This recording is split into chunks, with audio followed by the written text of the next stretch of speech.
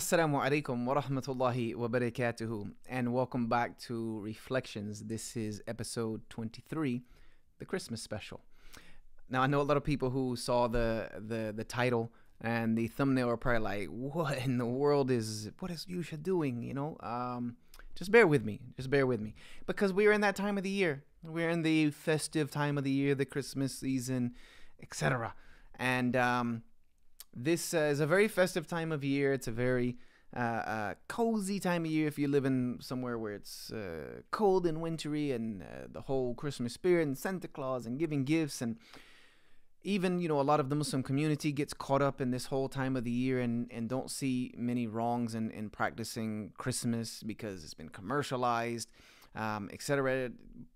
But I'm here to tell you today that Christmas, the true Christmas story, is very dark in its origins, and it traces many of its festive celebrations and holiday traditions back to Roman paganism, Northern European paganism, and it is something that Muslims should not be a part of in any way, shape, form, or fashion, because it is tantamount to associating a partner with Allah, which is the worst of sins, shirk. And it shouldn't be even practiced by Christians, because there's nothing Christ-like about almost any of it, which you will see. I have my whole little documented research that I've done over the years here, because I've done this talk a couple of times, but I've never done it in this fashion. And this is the point of reflections and talking about things that I feel need to be addressed, because when you see it starting to affect the Muslim community, and it's problematic. And yes, Christmas has become very commercialized. That is the trait of capitalist societies, is to take anything that they can commercialize and make a whole bunch of money off of and do it. But I'm here to tell you today, brothers and sisters, we only have two festivals: Eid al-Fitr, which is at the end of Ramadan, and Eid al-Adha, which is at the end of Hajj. That's it. And we have every Friday, which is a small Eid. These are enough for us, because we don't want to take something which many of these traditions trace their origins back to paganism. So to celebrate these things is to give association in worship to other than the Creator, Allah subhanahu wa ta'ala. And this is things that we, as the torchbearers of monotheism in the world today, Muslims should be on the forefront of denying practices that associate partners with the Creator God, Allah, as well as our Christians should see this as what it is and not celebrate it either. So what is the true Christmas story? What is the true? It's December 25th. It's Jesus' birthday. Jesus was not born on December 25th. According to most accounts, he was born in warmer months. If you look at the Nativity Story and how they followed the North Star, and Jesus was out in a manger, exposed in the middle of an open barn. This would not have happened in the winter. The Quranic story of the nativity of Jesus, the birth of Jesus, the date palm trees were ripe. This happens in warmer months, in the summer months. So this did not happen on December 25th. So how did Christ's Mass, which is what it was Mass celebrated on the night of Christmas, the night before Christmas, because day started at sunset and went to sunset. How did that end up being on December 25th? Well, Roman pagans first introduced a festival called Saturnalia, which was from December 17th until December the 25th, in which they would celebrate law and order. The Roman Empire was very strict on that a society should be set up by law and order, that society should be ruled by a system of law and order, which we agree. But they would remind the people of this by once a year having this festival of Saturnalia, in where they would remove law and order. Law and order would be abolished. People could not be arrested. People could not be brought up on crimes. There was a popular movie who took this idea and ran with it, called The Purge, where you take away law and order to remind people, when they see this lawlessness, when they see this chaos, they realize the importance of law and order, and they are more ready to accept the terms of law and order when they see what the opposite of it is. One of the practices of Saturnalia is that every village would choose a person, and this would be known as the Lord of Misrule. This would be the Lord of Misrule. They would choose a person from their village, be it man or woman, And this person would be indulged gluttonously during this week. They would be fed the finest food, stuffed until they couldn't eat anymore. You know, they would commit lewd sexual acts with them. They would just, everything. They would live it up for that whole week. And then on December the 25th, the concluding day of the festival of Saturnalia, they would sacrifice this person. They would kill this innocent man or woman to sacrifice the Lord of Misrule, the Lord of Chaos, thus culminating the festival of Saturnalia. The ancient Greek writer and poet Lucian, in his dialogue entitled Saturnalia, describes some of the festival's observances at his time. Now, some of these will ring a bell to you, and you'll see that the origin of these seemingly simple and harmless things actually are very dark in their nature. He said some of these observances would be human sacrifice, as we talked about, widespread intoxication, going from house to house while singing naked. This would become modern-day caroling. This would become the precursor to modern-day caroling. Sexual misdeeds were licensed. Consuming human-shaped cookies. Because not everybody would get to murder this innocent man or woman at the end of the festival of Saturnalia. So they would bake human-shaped cookies and they eat them in kind of a celebration of this sacrifice.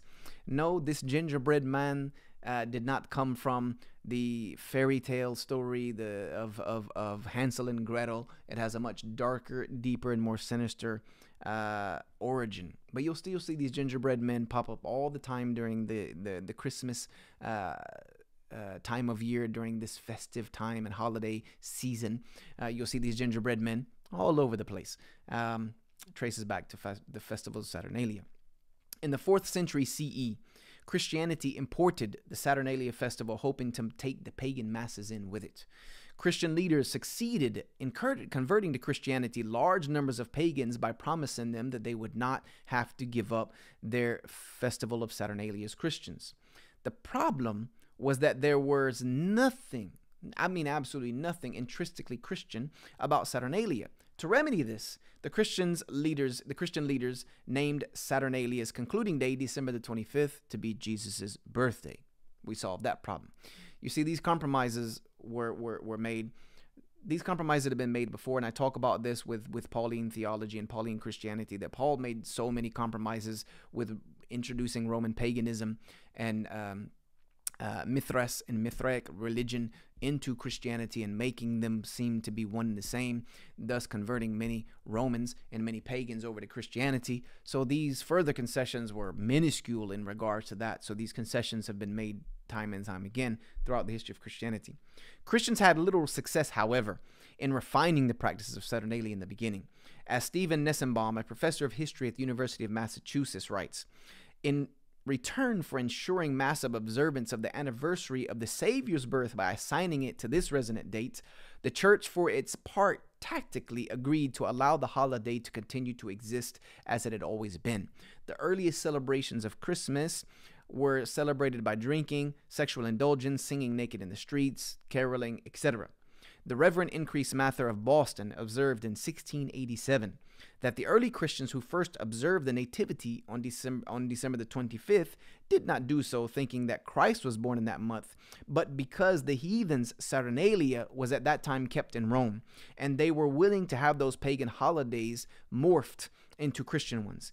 Because of its known pagan origin, the Christian sect known as the Puritans banished and banned this celebration of this holiday.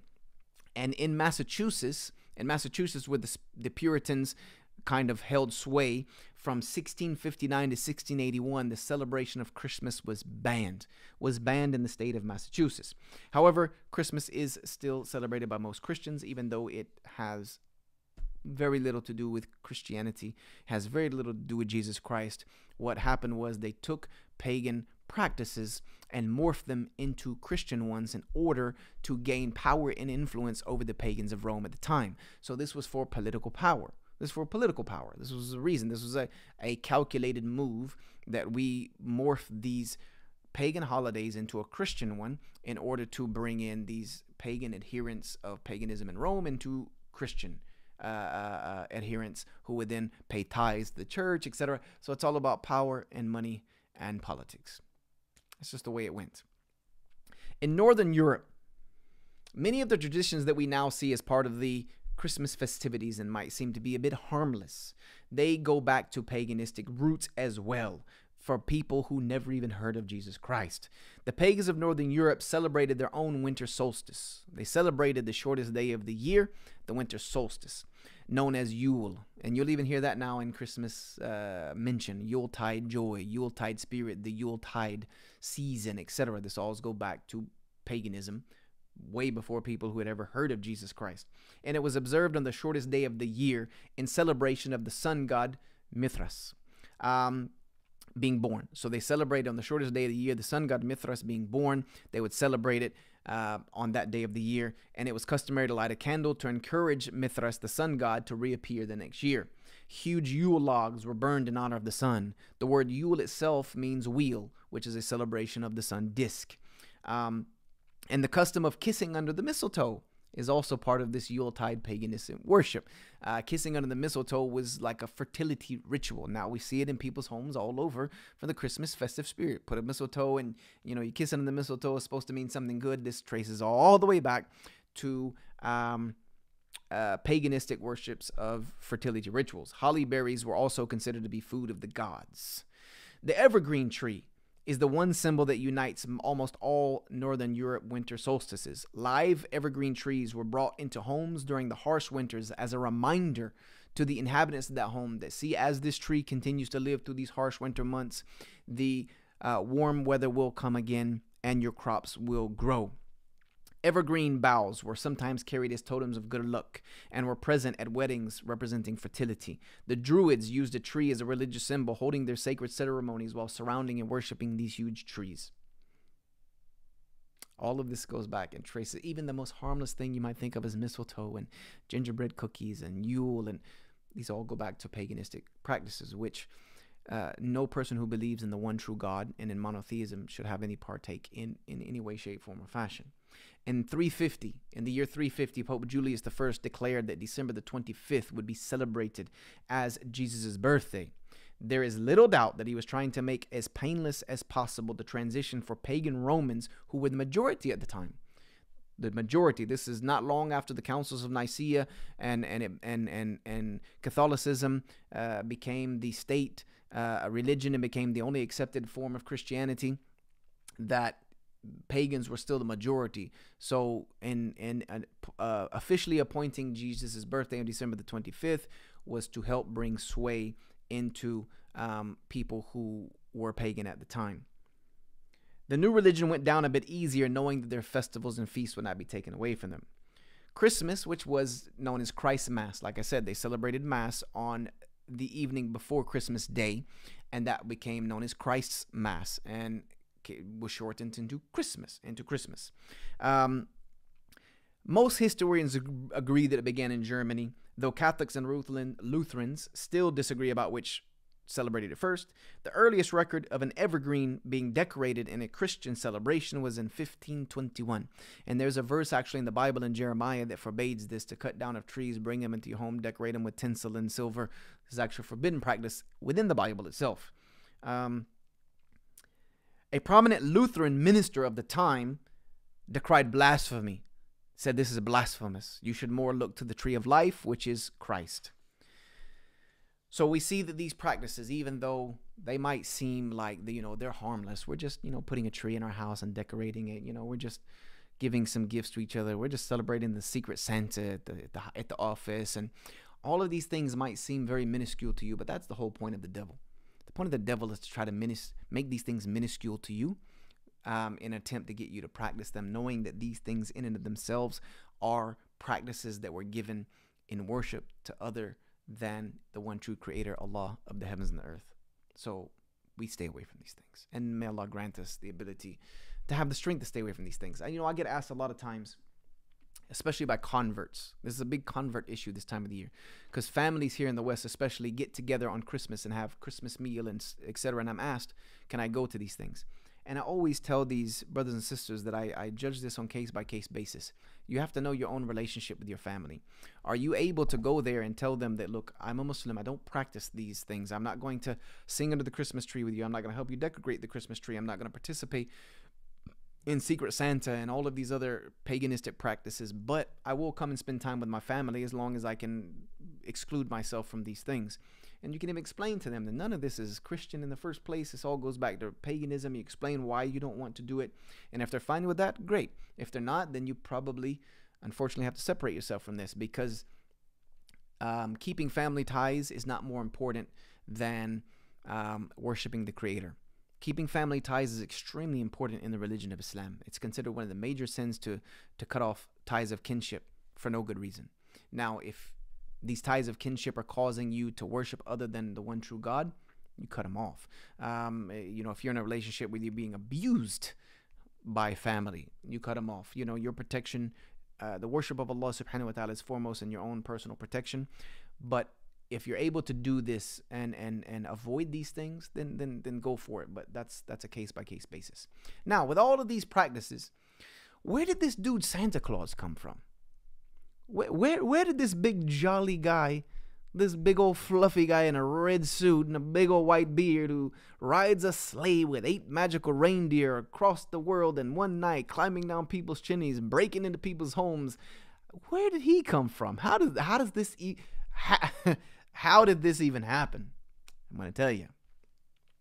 Santa Claus, which is the Dutch for Saint Nicholas, named after a man named Nicholas. Nicholas was born in Parara, Turkey, in 270 CE. I'll wreck some of these names for sure. He was born in Turkey in 270 CE, and he later became the Bishop of Myra. He died in 345 CE on December the 6th. He was only named a saint in the 1800s. Nicholas was amongst the most senior bishops who convened the Council of Nicaea. Ding, ding, ding, ding, ding. This guy, Nicholas, had a huge role to play in the Council of Nicaea, which was, the beginning of the destruction of the religion of Jesus Christ, which is the religion of monotheism and the worship of one God alone. This Council of Nicaea, I could spend hours on this, was convened in order to decide what Christians should believe, whether Jesus was God, part God, fully God, or not God at all and just a man. What books should be read and what should be known as canon. And that council came out with the understanding that Jesus was fully God and fully man. Therefore, the Trinity became doctrine, state doctrine, and the books of Matthew, Mark, Luke, and John, which have their dubious origins and problematic origins. The Acts of the Apostles and the writings of Paul would be considered the New Testament, and that's what you read. And if you were a Christian and you read anything else, you were a heretic. The other books that were being passed around the time were considered heretical.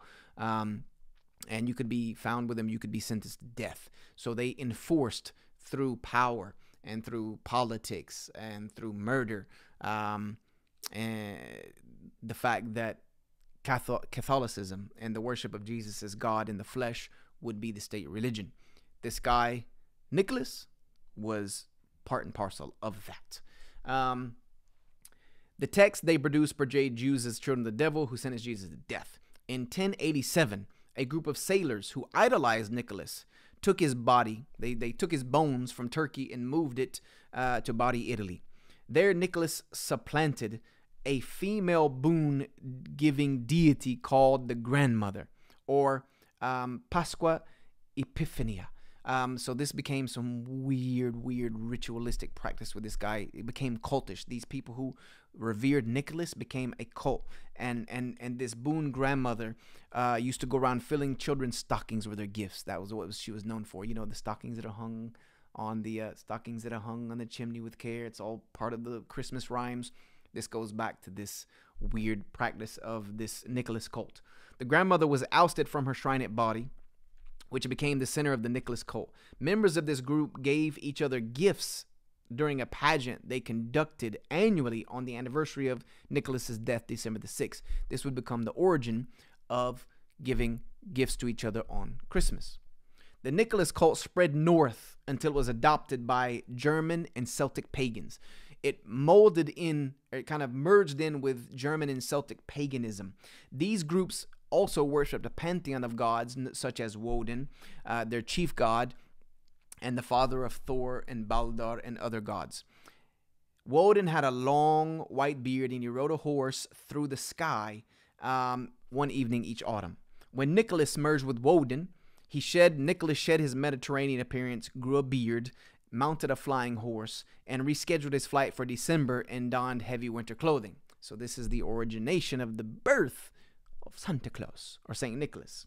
In a bid for pagan adherents in Northern Europe, the Catholic Church adopted the Nicholas cult and taught that he did and should distribute gifts on December 25th and December 6th. So they merged. So the Nicholas cult began by this guy, Nicholas, who helped establish the councils of Nicaea, wrecked Christianity as we know it, or wrecked the religion of Jesus and what he taught as we know it. He would be then worshipped by some weird cult people who would spread this Nicholas cult religion throughout Germany and the Netherlands, and that would get blended in with Woden, who rode through the sky, and the Catholic Church, in order again to try to appeal to the pagans of that era and of that part of the world, said, look, we can merge this whole Woden Nicholas guy. Let's just reschedule his flight for December the 25th. And yes, we'll give gifts to each other, and we can bring in these pagans into Christianity as well. In 1809, the novelist Washington Irving, who most famously wrote Sleepy Hollow and Rip Van Winkle, wrote a satire of Dutch culture entitled The Knickerbocker History. The satire refers several times to the white-bearded flying horse riding Nicholas using his Dutch name, Santa Claus. Dr. Clement Moore, a professor at the Unitarian Seminary, read Knickerbocker history in 1822, and he decided to write a poem about it. This poem was based on this character, Santa Claus, and the poem goes, "'Twas the night before Christmas, when all through the house not a creature was stirring, not even a mouse. The stockings were hung by the chimney with care, in hopes that St. Nicholas would soon be there." So you can see how all of this evolved into these, these seemingly harmless practices and poems and celebrations, all trace back to very dark origins of paganistic roots. And for people of monotheism, this is the thing that we abhor the most. That's why we stay away from it. But Moore innovated, and instead of Santa riding a horse, he gave him 8 reindeer, flying reindeer, and he descended through chimneys into people's house. Now, the Bavarian illustrator Thomas Nast almost completed the modern picture of Santa Claus. From 1862 to 1886, based on Moore's poems, Nast drew more than 2,200 cartoon images of Santa Claus for Harper's Weekly. Before Nast, St. Nicholas had been pictured as everything from a stern-looking bishop to a gnome-like figure in a frock. Nast also gave Santa a home on the North Pole, his workshop filled with elves, and a list of the good and bad children of the world. All Santa was missing was his red outfit. Part of this also with Santa Claus is one of the things is that he knows that when you're sleeping, he knows when you've been, he knows that he knows when you are sleeping, he knows when you're awake, he knows if you've been bad or good, so be good for goodness sake. It attributes to him powers of the unseen. Attributes to him powers of the unseen, which we stay away from, and for clear reasons. In 1931, guess who gave Santa his final form? You know who invented the modern-day Santa Claus as we know him, the jolly guy in the red suit? In 1931, the Coca-Cola Corporation contracted the Swedish commercial artist Haddon Sundblom to create a Coke-drinking Santa. They wanted to commercialize Santa Claus. Sundblom modeled his Santa on his friend Lou Prentice, chosen for his cheerful, chubby face. The corporation insisted that Santa's fur-trimmed suit would be bright Coca-Cola red, and Santa was born, a blend of Christian crusader, pagan god, and commercial idol. There you have it. That is the origin of Santa Claus, also tracing its roots back to pagan origins. So you can see, brothers and sisters, an audience, all of this traces its roots back to things that we as Muslims do not want to be involved in any way, shape, or form, or fashion. This is the real Christmas story. The real Christmas story traces its roots back to Roman paganism, the fester of Saturnalia, lawlessness, depravity, sacrifice, false god worship. Woden became Santa Claus through St. Nicholas, and Coca-Cola turned him into a commercialized idol. These are things we just don't do them. And there's a reason why. And you should know the reason why. And I'm giving it to you as clearly as I can. Now, as we close, as we bring this to a wrap, true Christmas story. I want to just read out the Nativity Story. And this is for anybody who might come across this who's not a Muslim.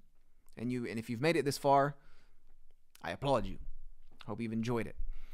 If not, let me know in the comments. I want to read to you the true Nativity Story as it is recounted in the Quran. Because when I first read the Quran in 1998, before accepting Islam, reading this Nativity Story, was one of the things that just kind of filled my heart with joy and faith about this book, the Quran. And I implore you to go and read it for yourself.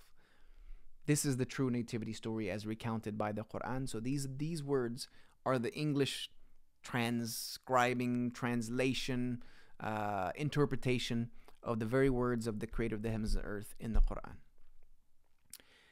And it says, and mention when the angel said, O Mary, indeed Allah has chosen you and purified you and chosen you above all of the women of the world. O Mary, the mother of Jesus, be devoutly obedient to your Lord and prostrate and bow with those who bow. That is from the news of the unseen which we reveal to you. And this is speaking to Muhammad. And you were not with them when they cast their pins as to which of them should be responsible for Mary. Nor were you with them when they disputed. And mention when the angels told Mary, O Mary, indeed Allah gives you good tidings of a word from him, whose name will be the Messiah, Jesus, the son of Mary, distinguished in this world and in the next, and among those who are brought near to God. He will speak to people from the cradle, and in maturity he will be of the righteous. She said, My Lord, how will I have a child when no man has touched me? The angel said, Such is the way with Allah. He creates what he wills. When he decrees a matter, he only needs to say be, and it exists.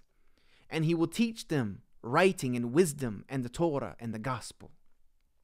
And make him a messenger to the children of Israel, who will say to them, Indeed, I have come to you with a clear sign from your Lord, in that I designed for you a bird from clay, and then I breathe into it, and it becomes alive by the permission of Allah. This was one of his miracles. He breathed into a clay figure of a bird that he made, and it became alive. And I cure the blind and the leper, and I give life to the dead by the permission of Allah. And I inform you of what you eat and what you store in your houses. Indeed, that is a sign for you, if you are but believers. And I have come confirming for you that which was before me, the Torah, and to make lawful to you some of the things that were before but forbidden to you. And I have come to you with a sign from your Lord, so fear Allah and obey me. Indeed, Allah is my Lord and your Lord, so worship him. That is the straight path. This is in chapter 3 of the Quran, verses 42 through 51. And next, and mention, O Muhammad, in the book, the story of Mary, when she withdrew herself from a family to a place towards the east. And she took in seclusion from them a screen. Then we sent to her our angel, and she represented himself to her as a well-proportioned man. She said, I seek refuge from the most merciful from you. Because she was afraid of, like he's approaching her, she doesn't know him. If you should fear Allah. He said, I am only a messenger from you, from the Lord of all creation, to give you the news of a pure boy. She said, how can I have a boy when no man has ever touched me, nor have ever been unchaste? He said, this is the will of God. He says, it is easy for me, and I will make him a sign for the people and a mercy from us, and it is a matter that is already decreed. So she conceived him, and she withdrew with herself to a remote place. And the pains of childbirth drove her to the trunk of a date palm tree. She said, Oh, I wish that I had died before this and was in oblivion forgotten because of the pain. But he called her from below and said, Do not grieve, your Lord has provided beneath you a stream.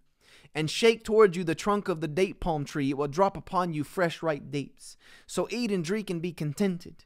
And if you see anybody from amongst humanity, say to them, Indeed, I have vowed to the most merciful abstination, so I will not speak to anyone. Then she brought him to her people carrying him. They said, Oh Mary, you have certainly done an evil, unprecedented thing, because she didn't have a husband. She was a virgin. O sister of Aaron, your father was not a man of evil, nor was your mother unchaste. She pointed to the child and said, They said, How can we speak to one who is a child in the cradle? Jesus then spoke. This was his first miracle according to the Quran. Indeed, I am the servant of God. He has given me the scripture and made me a prophet. He has made me blessed wherever I go, and has enjoined upon me prayer and charity as long as I am alive. And he has made me dutiful to my mother, and has not made me a wretched tyrant. And peace is on me the day that I was born, the day that I shall die, and the day that I will be raised alive. That is Jesus, the son of Mary, a word of truth about which they are in dispute.